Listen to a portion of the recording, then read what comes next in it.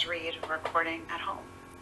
And I feel like many listeners may feel that starting this week and just within the span of a few days, normal life has completely changed. I'm in New York, and every single day things have shifted dramatically. Between Monday and Friday, I went from being one of millions of New Yorkers who commute to riding mostly empty trains and being one of 8 people in my working space that usually has 300 or 400 people. I even saw an old friend of mine for coffee before we all began to self-quarantine. And she and I grew up together in Atlanta, and we were talking about how we were going to prepare for what we thought was the week to come. And we didn't hug each other, and it was painful. And as I'm grappling with this new normal, working from home, canceled plans, postponing events, postponing trips, and limiting all my social interactions, I'm also flooded with questions about this pressing public health issue and the women who are fighting it. The crunch to the emergency department that we thought would decompress actually has not. It's just more and more people are coming in, so there's so many people that need to be tested. There's so many people that are sick that the numbers are growing daily. The Women is a production of iHeartRadio and myself, your host, Rose Reed. And this week, as well as next week, we've changed our regularly planned episodes to talk about what feels most important right now. What should we know about the spread of the coronavirus, and how do we protect ourselves against COVID-19? And who are the women who are on the front lines fighting this pandemic? Today, I'm speaking with Dr. Antoinette Ward. Okay. I'm Antoinette Ward, a chief of advanced practice providers at a large healthcare center right here in Atlanta. I'm the representation of emergency medicine for the organization, and I'm the representation of nurse practitioners and physicians assistants within my department. Antoinette has been in nursing for over 25 years. She's the chief of advanced practice provider emergency medicine at a major hospital in Atlanta. I cover 3 local hospitals as the chief. We have a total of 80, and then we've got about 150 physicians that we work with also. Antoinette has her doctorate in nursing, and she's been charged with setting up a testing site for COVID-19 in Atlanta. Antoinette and her colleagues set up a facility separate from the hospital in under 72 hours. They wear full protective gear and are treating an increasing influx of patients as they learn about this new virus, how to treat it, and continue to ration tests for it. Can you give me an idea of how many patients come through every week? Between all 4 sites, probably close to about 10,000 patients a week.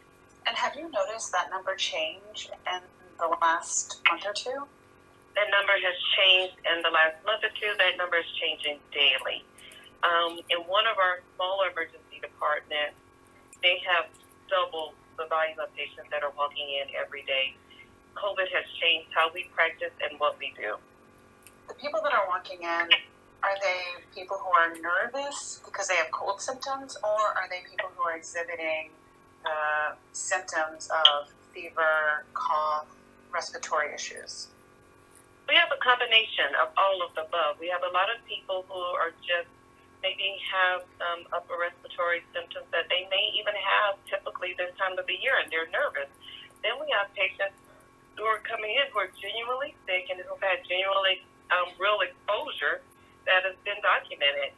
We have a lot of patients that we've had to put on ventilators, who some of them were waiting on test results to come back. We call them persons under investigation, PUI patients. So we have the entire gamut, and that's the hard part for us, is sort of the triaging of what's going on with this patient, who needs immediate care for the symptoms they're having, versus someone who's nervous about a friend of a friend with a party they may have attended 2 weeks ago.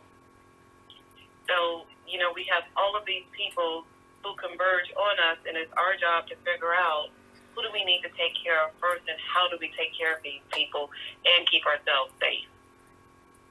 How are you keeping yourself safe? How have your protocols changed in the last week? Oh my gosh, so we've changed quite a bit because of the exposure. Anyone with any upper respiratory symptoms, until we're able to triage them properly, become a possible COVID patient. So we're wearing gowns, we're wearing masks, we're wearing our high-level protective gear. We're washing our hands 24/7. That's the most important thing we can do. We're asking our patients to, when they come in, to let us know right away if they have a symptom so we can put a mask on them. We're actually being very diligent about the patients that are in the hospital. We're limiting the number of visitors that can come in to try to minimize exposure. Many of us are working longer shifts to help out each other. All of the school systems in Metro Atlanta are currently closed, so we're switching shift times around to help our colleagues with small children. Some of them are not able to get in. We're sharing babysitters. We're offering, I have an 18-year-old, we're offering them up as babysitters, the ones who are babysitters. We're doing everything we can to support each other. The chair of our department is actually, we're sending out to a few of our colleagues some meals have been delivered to them who are quarantined and not have family here. So we're trying to support our patients and support ourselves. We realize that if we can keep ourselves healthy and have a semblance of a work-life balance, that we can take good care of our patients, because the numbers are increasing daily as we speak.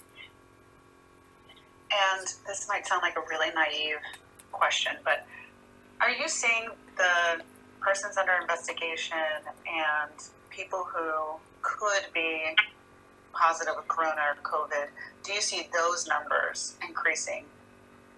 Yes, because a lot of things happen that I think people don't realize. When Italy closed its border, right before that happened, all of the Americans there flew home that were there. Some were visiting, some were there for business or different reasons. So you have a lot of countries who told their Americans to come home. And so a lot of these people actually live in our local Atlanta area. So not only did they come home, but many of them did come home with upper respiratory symptoms, some shortness of breath and fever. So we're seeing those patients, and they're flying in daily. They're coming from other places.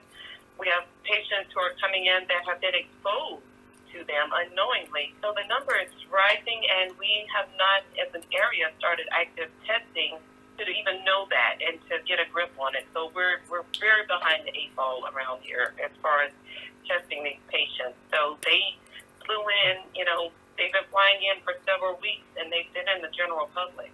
When did it become clear to you, oh, this is going to be an issue here in my city and in my hospital? I think about a week ago, we started having the conversation that we were going to implode unless we did something. So the decision was made pretty quickly that we needed to do something, and we had to figure out how to do it quickly. So I would say within the past week, we decided we have to have some area outside of the emergency department just to try to see patients who are suspicious for COVID. So we did open an ambulatory COVID testing center, and it was driven by our patients that had called into infectious disease department looking for help, looking for resources, and it's triaged by a registered nurse. She goes through a battery of questions with the patient and then decides they need to come in. At that point, they come into the testing center, they have an appointment. We set this center up literally within 48 hours. It's an entire clinic that we set up in 48 hours between providers, the doctors, nurse practitioners, TAs like myself, and a care team. Really just sort of got rolling. We started testing patients, and the numbers are just growing daily. The crunch to the emergency department that we thought would decompress actually has not. It's just more and more people are coming in, so there's so many people that need to be tested. There's so many people that are sick that the numbers are growing daily. And do you remember, like, in your personal life, listening to something on the radio, reading an article where all on your own you realized COVID is going to come to Atlanta? I think for me, that turning point is when I saw a lot of European countries, several decided to close their borders, and actually do have some colleagues, and I've spoken to them, and one person in particular I spoke with, he told me, he said, you guys just do not understand how big this is. Was that a phone call or an email exchange with your colleague? It actually started out, I believe, with a Facebook post that I saw that they posted, and I remember saying, "Oh, okay, I haven't talked to him in a while." And we sort of went back and forth a little bit on Facebook, and I asked him, I said, "Is it okay that we talk for a moment?" And he said, "Okay, sure." This is actually someone who did international exchange with our organization, and I had worked with him closely when he was in his residency on some research. And he's now an emergency room physician. So we just talked very briefly, and he really told me, he said, "You guys just don't understand what you're in for." And he's based in Italy? He is based in Italy, yes. And at that point, this was probably a week ago, and he was very overwhelmed. So for me, I think I became very anxious at that point, saying, we have to move, and we have to move fast. What's it been like for you? Do you see yourself doing different things when you go into work? Washing your hands more? Are you wearing a mask more often? Well, yes, especially when I'm working in the COVID clinic. The way that it works there is we wear two masks. We wear an N95 mask. We wear face shield over that. And then we're wearing a gown, two sets of gloves, hair bonnet, and covers our feet. And so the N95 mask is not to be taken on and off. So the N95 mask, and we take our gowns off and re-robe for every room. So it's called doffing and downing. So we take everything off and put it back on for every patient. So could you imagine doing this about 30 times a day? In the meantime, everything you do, every step, you have to wash your hands. So I walk in the room with gloves on. I introduce myself to the patient. I do not shake their hands. I have some paperwork in my hand. I put it down. I take that glove off. I wash my hands. I put gloves on again. Then I, of course, have an exchange with the patient. I may listen to them, do a nasal swab and an oral swab on them. Select that swab, take the gloves off, wash my hands. So every step of the way of everything you do, you're washing your hands and you're putting back on gloves again. And then you take off the gown once the patient has left the room. I knock on the door, actually. We have an escort with the mask that's dressed also in high-level protective equipment who escort the patient. The patient has the mask on. The provider that's escorting the patient has all of their protective gear on, and they escort the patient out the door. There's a lot of costume changes in this situation. Yes. So we're constantly washing our hands throughout the entire process. But the N95 mask, we do not take off. There's a shortage of that. So we literally keep that mask on, and you only take that off lunchtime when we eat and have, of course, we drink water, hydrate. We get another mask, and we put that mask on for another however many hours. So take yesterday, for example, I saw my first patient at 8 a.m. I think I ate lunch at 1, so mask on from 8 to 1. I took the mask off, the gear off, of course, after that patient. Go to the bathroom, drink water, eat pretty quickly, finish charting on patients, start over again, put the new mask on at 1:30, and I saw patients until 7:30 last night, I believe. And that's our routine all day. So I'm working with a team of, but it was only the three of us yesterday. Everybody chips in. We work really, really hard. We actually have the president of one of our divisions there who acted as our technician for the day. She ran errands for us. She escorted patients in, patients out. She checked patients in. And it was a complete team effort to make sure every patient was seen.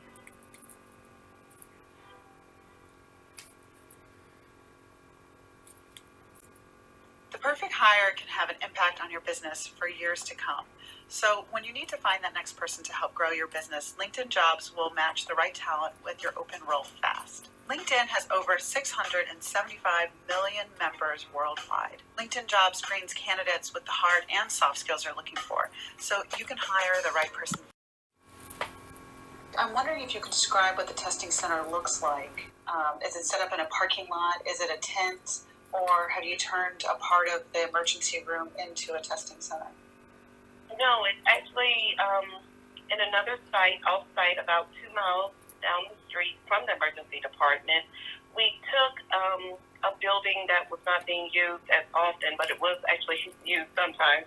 And it's an older clinic that we have in our healthcare setting. It has 16 rooms, a desk, a check-in area. So it looks like the clinic that you would go to visit your primary care doctor or any other physician. The only difference is there's a lot of signage, security at the door, and you're handed a mask upon approaching. And have you been able to get tests easily and get the testing results easily? No, we have not. It's not been very easy at all. We're very concerned about running out. We're in touch with the state very regularly. We're in touch with LabCorp, with Quest.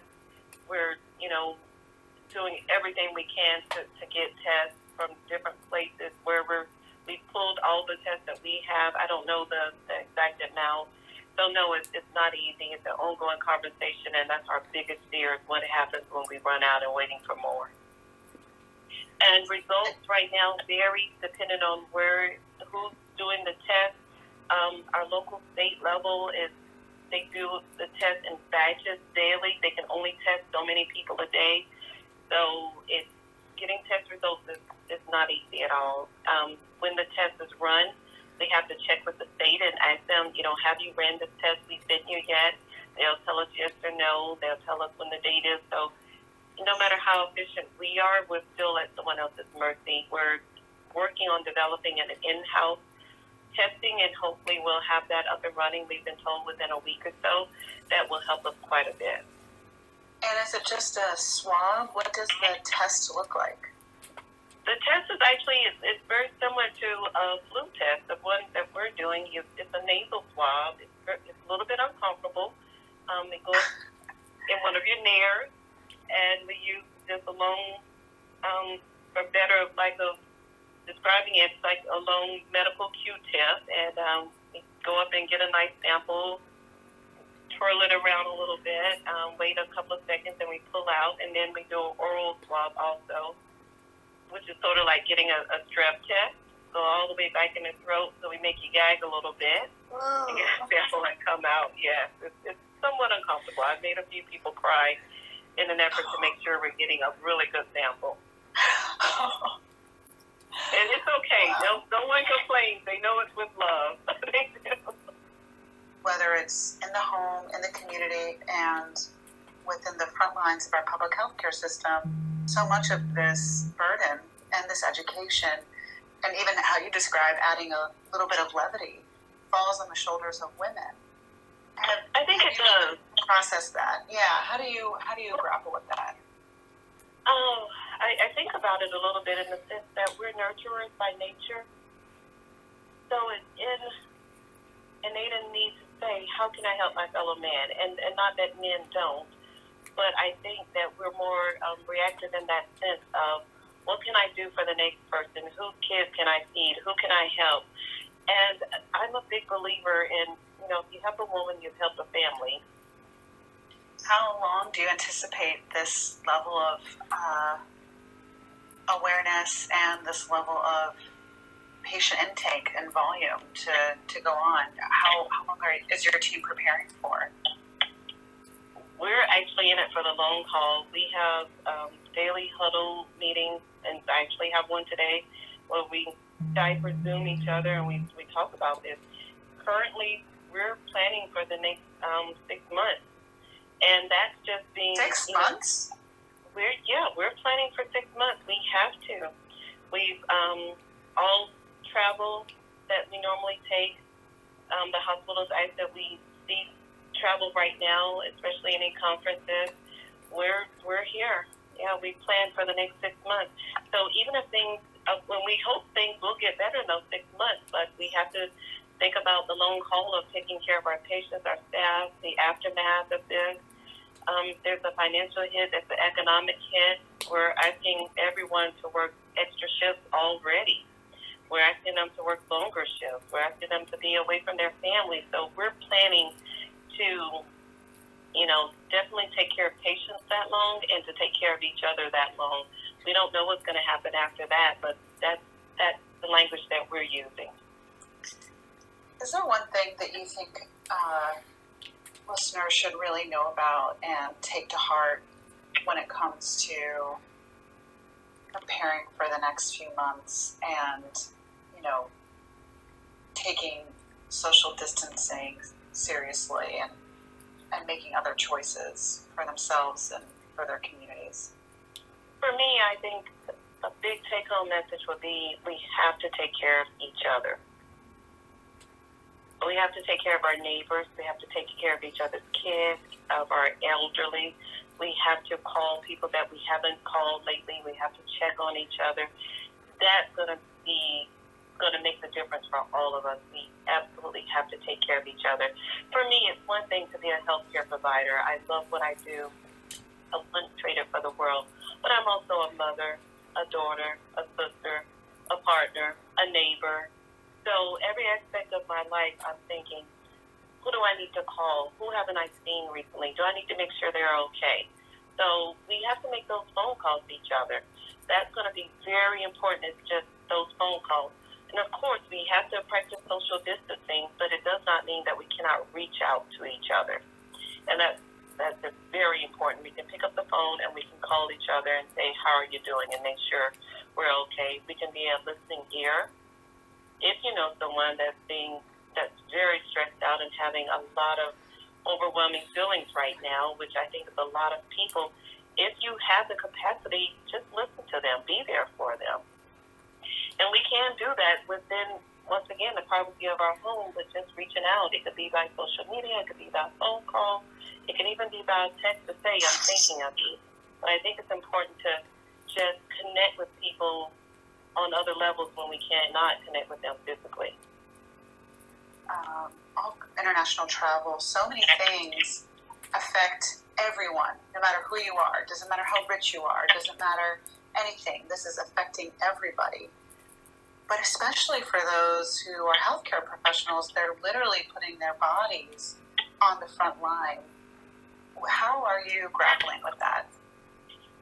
I'm going to be honest with you. It's a struggle. It's a struggle. I had a trip planned. My husband and I, we take a trip every year. We were going to Thailand, and we've had to cancel our trip. So it's an internal struggle. It's a work-life struggle, but we know that, we're doing the right thing right now. I understand. I have not met one single person that hasn't been impacted by this. So you try to see the brighter part of this. We've talked about doing some type of staycation at home with the kids and, alternatives, but it is definitely a struggle of how do you stay happy? How do you keep your peace when there's a lot going on? There's a lot of people who are very anxious. And to be realistic, there are people that are dying and some that will die. This has not begun to hit its peak yet. So it's very much a struggle for me right now, if I can be honest with you. When I can come home and have some type of peace at home, that makes a difference. I do have an 18-year-old who's a senior in high school, who most of her events have, at this point, have been canceled. We don't even know about senior prom. My heart goes out to her. So it's definitely a struggle. I haven't even thought about kids' proms yet. Mm-hmm. Does she already have a dress? She's already got a special dress we ordered and paid a lot of money for it. She's made a lot of plans, so we don't know how that looks. This is her senior year. A lot should happen for her right now that may not even take place this year.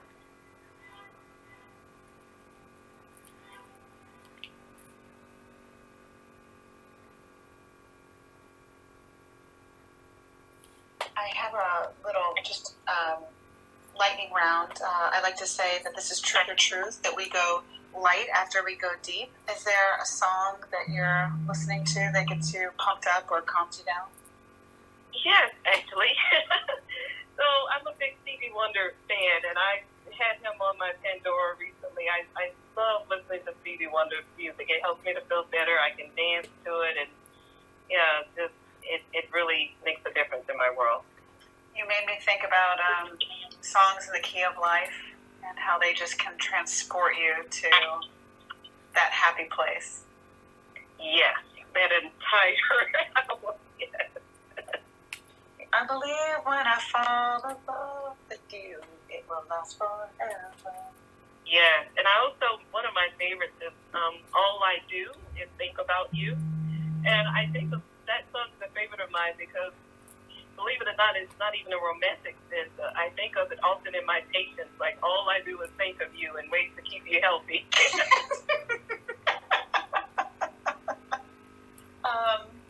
I just want everybody to know it's all about love right now. We have to absolutely spread love. And as women, I believe that we're at the forefront of that. We get it on a lot of levels. So as a mother of two boys, I constantly talk to them about being vulnerable and loving each other and loving their peers and loving their teachers and loving their family. So we can just spread love on every level. I think as a country, as a nation, as a population, and the world, we will get through this. Is that love for your fellow man the reason you became a nurse? It's absolutely why I became a nurse, yeah. Was that a process, or was there one event that made you realize, oh, this is my calling? Well, I actually got into nursing because I remember my dad said to me, I was an engineering major first, and my dad said, well, engineering's okay, but nurses will always work. Why don't you do that? And I adore my parents so much that I said, okay, and I switched to nursing. So I went into it with this intent of having a job, and very quickly I learned that I love people. I love touching people. So even when I transitioned to a leadership role over time, I never gave up the clinical aspect of it because just seeing a person, helping them to feel better, some days are easier than others, but that's my goal, to help people feel better, to get them healthy. Lovely. So nice to meet you. I can't wait to see you and bump elbows with you when I'm in Atlanta next. Well, that's what I was going to ask you. Can you please reach out to me? You have that contact number. Can I save the number that you texted me from? Yes, ma'am. That would be wonderful. You take care. Okay, you too. Bye-bye. Bye. We will be interviewing women on the front lines of the coronavirus and COVID-19 for the next upcoming weeks. If you need assistance, visit cdc.gov or call your doctor, and you can also call the Public Health Department at 1-866-PUB-HEALTH, PUBHEALTH. I was introduced to Antoinette through a longtime family friend, Sonia Green, who is a physician assistant and leads a primary care practice at a major hospital in Atlanta. This past weekend, I spoke to Sonia, and I wanted to end this episode with excerpts from our conversation. Sonia, like so many other healthcare professionals, although not in emergency medicine, is navigating the pandemic as a practitioner. She's updating the procedure of her practice, preparing the facility and coordinating with coworkers, and she's also navigating this public health issue as a mom, a partner, a daughter, and a sister, and as a friend. So my name is Sonia Green. I am a physician assistant. I am the chief of the primary care, geriatrics, and palliative care PAs and nurse practitioners at a large hospital in Metro Atlanta. I've been in healthcare for 26 years. I have worked, I started my whole career in HIV medicine. It's sort of the whole idea of fear among my patients. It's been a kind of permeating thing, so I think that's interesting. Could you elaborate on what you were just saying? This really is a time of such deep uncertainty. We're so used to being experts, and yet all of us, no matter our experience as clinical providers or healthcare experts or infectious disease experts, are still facing so many unknowns. And so I think that's particularly trying for the community at large because they're looking for expert advice, and yet the expert advice, we don't know. And so it's sort of how do you decide and navigate and reassure and make action into a lot of unknowns. Did you know that on your website of your, essentially your CV, that you have a 4.8 out of 5-star rating? I did it. Oh, you looked me up. Fancy. You're like higher than is like actually possible on Uber's algorithm. That's the nice thing. It's that I work hard. I mean, that's really, at the end of the day, the thing that does sustain me and has sustained me through this 26-year career in healthcare is the day-to-day, like when you close the door and you're alone with the patient in a room, and it's really the most intimate of careers, where you not only hear patient stories and hear their fears and hear their trials and challenges and vulnerable moments, but you've touched them physically. And even in this time when we're so scared, and especially when I worked in HIV, just that power of the touch, the power actually of the fearless touch, meaning I'm touching you without fear, I'm touching you because we're here together.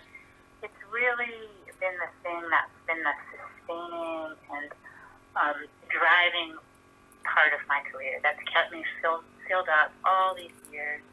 What is one thing that's bringing you joy or relief? Yes, it is actually spring in Georgia, and we have had endless rain, and the sun is out, and my windows are open. And I'm planning to be outside, which seems to be a recommended health activity as well. So that's my plan today, to be outside and be in the sun and get away from my computer.